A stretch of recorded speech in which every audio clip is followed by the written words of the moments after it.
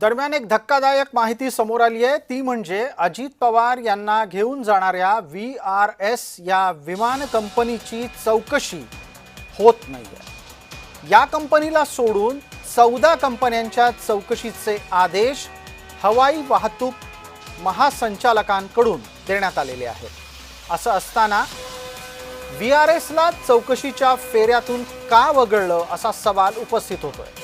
दरम्यान काही दिवसांपूर्वी रोहित पवार यांनी VRSचं कामकाज कसं चिंताजनक आहे याबद्दल काही दावे केले होते, ते आम्ही या निमित्तानं आपल्याला परत ऐकवतोय।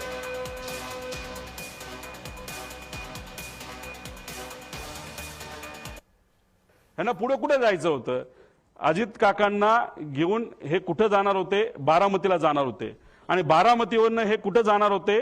शमशाबाद ते पटना, तिथं कोणतरी व्यक्तीला तिथं घेऊन जाणं। म्हणजे ह्यांना घाई होती, नाही बाबा जायचंच आहे, नाही तर 10 लाख रुपये आपलं जे भाडं आहे ते त्याच्यामध्ये बुडू शकतं। आपण पुण्याला गेलो तर हे भाडं आपण बारामतीला पोहोचू शकलो नाही, तेही पैसे आपल्याला मिळणार नाही, म्हणून कुठंतरी या कंपनीकडनं या पायलटवर प्रेशर होतं, असंही आपल्याला त्या ठिकाणी बोलता येईल। दुर्दैव असं 2023 ला हा अपघात झाला, पण आतापर्यंत त्याचा रिपोर्ट आलेला नाही।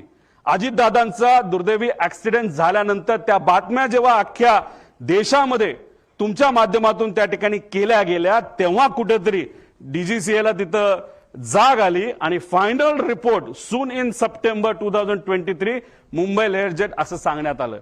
म्हणजे कुठेतरी VSRचा एक होल्ड आहे DGCA वर, असं आमच्या सगळ्यांचं मत आहे।